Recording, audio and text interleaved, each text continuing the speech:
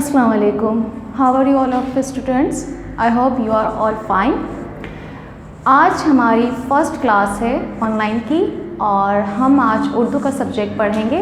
उर्दू के सब्जेक्ट में हम जो फर्स्ट टॉपिक स्टार्ट लेंगे वो है नज़म से। कौन सी नज़म से? नात नज़म से।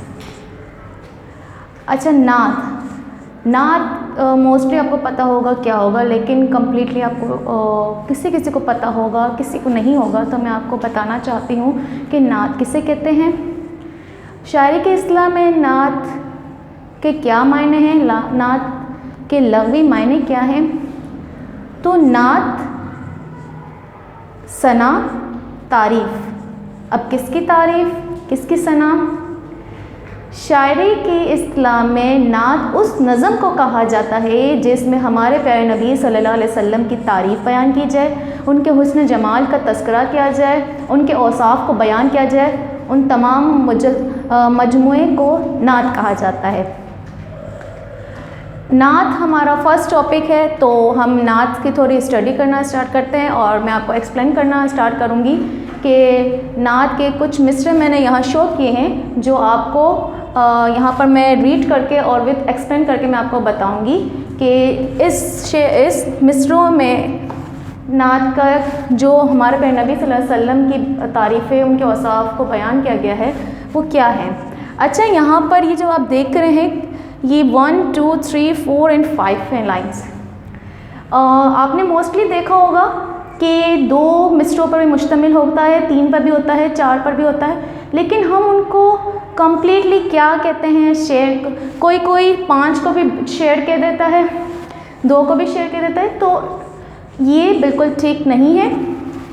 जो 2 से ज़्यादा मिसरों पर मुश्तमिल लाइन्स होती हैं शेर में, नज़म में, ठीक है, पोइट्री में, तो उनको बंद कहा जाता है। जो सिर्फ 2 लाइनों पर मुश्तमिल होता है शेर, उसको शेर कहा जाता है मिसरों में। और जो 2 से ज़्यादा मिसरे होते हैं, 2 से ज़्यादा लाइन्स होती हैं, उनको बंद कहा जाता है। तो आई होप ये आपको कॉन्सेप्ट क्लियर हो गया होगा कि बंद किसको कितनी लाइन्स में मुश्तमिल होता है और बंद किसे कहा जाता है और शेर किसे कहा जाता है, वो कितनी लाइन में मुश्तमिल होता है। अच्छा, फर्स्ट हम स्टार्ट करते हैं। फर्स्ट जो शायर ने फर्स्ट बंद में जो हमारे प्यारे नबी सल्लल्लाहु अलैहि वसल्लम की तारीफ़ बयान की है, उनके बारे में जो फर्स्ट मिसरे में लिख रहे हैं वो पहले बंद में, वो ये है, हमें हुक्म रब का सुनाया है किसने, राह हक पर चलना सिखाया है किसने, खुदा कौन है दर हकीकत जहाँ का, करें किसको सजदा बताया है किसने। हमारे नबी सल्लल्लाहु अलैहि वसल्लम ने, हमारे नबी सल्लल्लाहु अलैहि वसल्लम ने। शायर पहले बंद में ये बता रहे हैं कि हमें रब का हुक्म, जो हमारे रब ने हमारे लिए हुक्म किए हैं, जो हमें हुक्म दिया गया है, किसके ज़रिए हमें दिए गए, हमारे प्यारे नबी सल्लल्लाहु अलैहि वसल्लम के ज़रिए दिए गए। आपने ये सुना होगा कि हमारे लिए नमाज, हम जो नमाज़ पढ़ते हैं, हमें एक बतौर तोहफ़ा दिया गया है। जब हमारे प्यारे नबी सल्लल्लाहु अलैहि वसल्लम मेराज पर तशरीफ़ गए थे तो अल्लाह पाक ने उनको हमारे लिए नमाज तोहफ़े में दिया, वो हमारे लिए नमाज को तोहफ़े में लाए। तो हमारे रब का जो हुक्म है वो हमें कौन बता रहा है, हमारे प्यारे नबी सल्लल्लाहु अलैहि वसल्लम बताए। राह हक पे चलना सिखाया है किसने। राह हक यानी सीधी राह। कोई बदकारी की तरफ जा रहा होता है, गुनाहों की तरफ जा रहा होता है, राह ये नहीं कि हम जो चल रहे वो राह, एक तो होती है सही डायरेक्शन, एक होता है गलत डायरेक्शन, यानी right direction and wrong direction. Right direction यानी सीधी राह पर चलना, यानी नेक अमल करके एक अपने आप को सलीखे में हमारे पर नबी की बातों पर, उनकी सुन्नत पर, उनके हदीस पर अमल करके हम जो अपनी ज़िंदगी में काम कर रहे होते हैं तो उनके कौल और फ़ेल के मुताबिक जिस तरीके से अपनी ज़िंदगी गुजार होते हैं, तो उसी राह पर चल के ही हमें कामयाबी हासिल हो सकती है। बहुत से लोग अपनी ज़िंदगी में गलत राह पर निकल पड़ते हैं, तो वो हमारे प्यारे नबी सल्लल्लाहु अलैहि वसल्लम की सुन्नत पर अमल करेंगे, उनकी हदीस پر عمل کریں گے، ان کے بتائے ہوئے راستے پہ چلیں گے تو ہی سیدھی راہ ہمیں مل سکتی ہے، اور اس راہ کے ذریعے ہمیں دنیا اور آخرت دونوں میں کامیابی حاصل ہو سکتی ہے۔ ٹھیک ہے، خدا کون ہے در حقیقت جہاں کا، کرے کس کو سجدہ، بتایا ہے کس نے؟ یعنی آپ کو یہ پتہ ہوگا جب ہمارے پیارے نبی صلی اللہ علیہ وسلم اس دنیا میں تشریف نہیں لائے تھے تو یہاں پر ہمارے جو ہم اس دنیا میں بطور مسلمان آئے ہیں، اس دنیا میں رہتے ہیں، اس دنیا فانی میں، تو ہم کیوں آئے، کس لیے آئے؟ ہم یہاں پر آخرت کی تیاری کے لیے بھیجے گئے ہیں۔ ہم ایک ہم جو بھی پریکٹیکلی کر رہے ہیں، ہم اپنی لائف میں جتنا بھی کر رہے ہیں، ہم یہ بھول گئے ہیں کہ اس تمام چیزوں کا نتیجہ ہمیں اعمال نامے کی شکل میں روز محشر یعنی قیامت کے دن ملے گا۔ وہ ہمارا رزلٹ ڈے ہوگا قیامت کے دن۔ جو قیامت کا دن ہوگا وہ ہمارا ایک لحاظ سے رزلٹ ڈے ہوگا۔ جیسے آپ اپنی اسکول میں آپ پورا سال محنت کر رہے ہوتے ہو، ہر منتھ آپ کے منتھلی ٹیسٹ ہو رہے ہوتے ہیں، آپ کو جج کیا جا رہا ہوتا ہے، دین آپ کا فائنل رزلٹ آتا ہے سال میں ایک بار، دین وہ آپ پاس کر کے نیکسٹ لیول پر جا رہے ہوتے ہیں، اور فیل ہو گئے تو اسی کلاس میں آپ کو دوبارہ پڑھنا پڑتا ہے۔ تو اسی لیے ہم اس دنیا میں بھی ایک امتحان کے لیے آئیں، اپنے لیے آئیں، تاکہ ہم یہاں پر جو بھی کچھ کر رہے ہیں وہ سب ہمارے اعمال نامے میں نوٹ کیا جا رہا ہے، اور وہ ہمیں روز محشر یعنی قیامت کے دن ملے گا، اور پھر اس کا جو نتیجہ ہوگا اس اعمال نامے کا اچھا ہوگا تو ہمیں اچھا ملے گا، برا ہوگا تو ہمیں برا ملے گا۔ ہمیں یہ نہیں پتہ تھا کہ ہمارے پیارے نبی جب اس دنیا میں تشریف لائے تو ہمیں نہیں پتہ تھا کہ خدا کون ہے، ہم کس کی عبادت کریں۔ کوئی بتوں کی پوجا کرتے تھے، کوئی آگ کی پوجا کرتے تھے، کوئی کس کی پوجا کرتے تھے، کسی کا کوئی خدا نہیں تھا، نہ کسی کا کوئی مذہب تھا۔ یہ سب باتیں ہمارے پیارے نبی جب صلی اللہ علیہ وسلم جب اس دنیا میں تشریف لائے، ان کے آنے کے بعد انہوں نے ہمیں بتایا کہ ہمیں کس کی عبادت کرنی چاہیے، ہمارا خدا کون ہے، ہم خدا کے علاوہ کسی کو شریک نہ کریں۔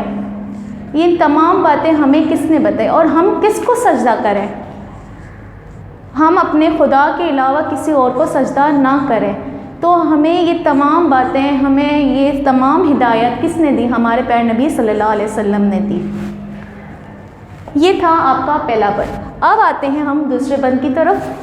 دوسرے بند میں شاعر کہہ رہے ہیں، ہمیں ہر قدم پر سنبھالا ہے کس نے، جہالت سے ہم کو نکالا ہے کس نے۔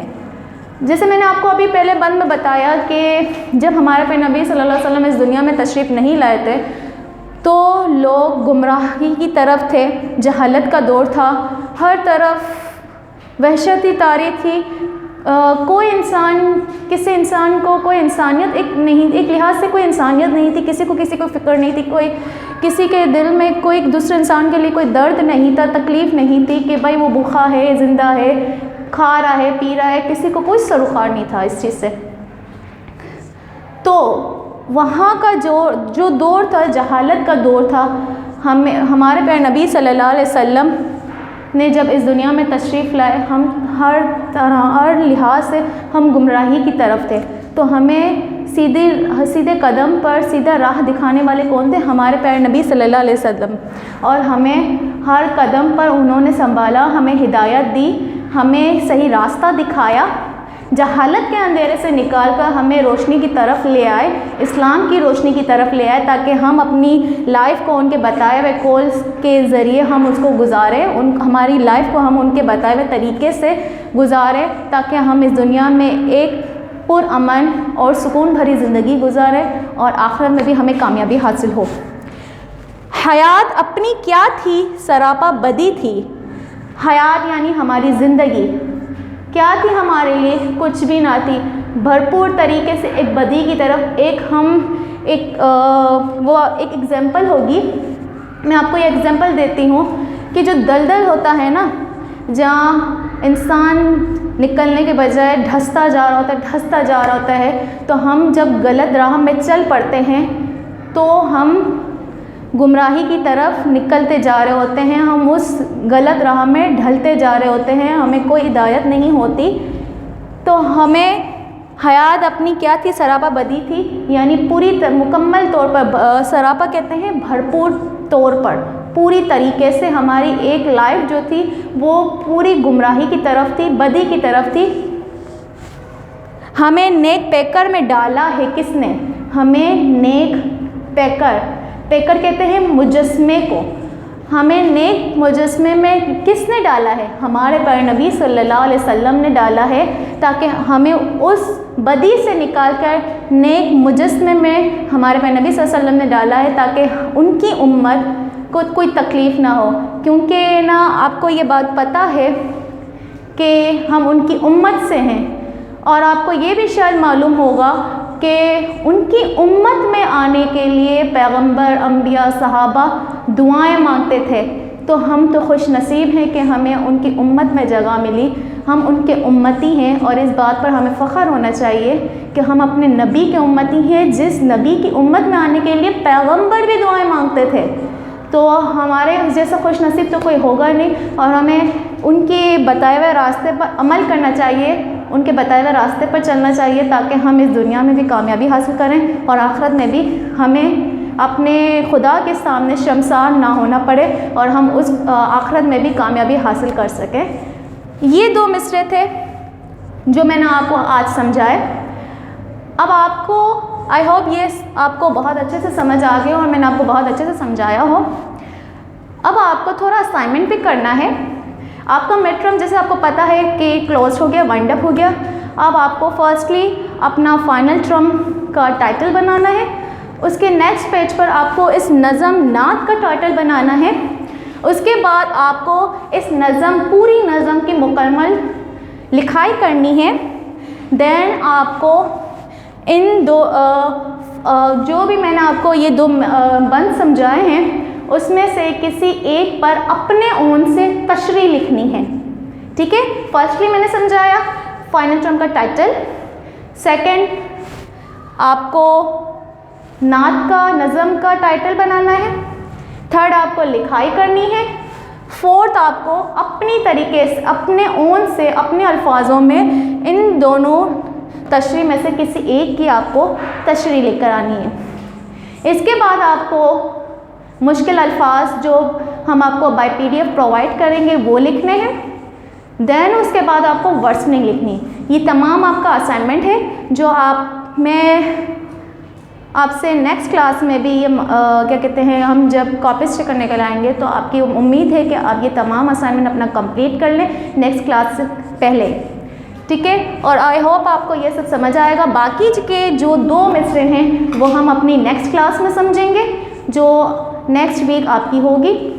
آئی ہوپ آپ کو یہ تمام کام سمجھ آ گیا ہو، آپ کو جو بھی میں نے سمجھایا ہو، جو بھی میں نے یہ بتایا اس نظم کے حوالے سے، ان بند کے حوالے سے جو بھی میں نے آپ کو سمجھایا وہ آپ کو سمجھ آ گیا ہو، ٹھیک ہے؟ اپنا بہت خیال رکھیے گا، آپ سے ملتی ہوں اب میں نیکسٹ کلاس میں۔ بہت شکریہ، اللہ حافظ۔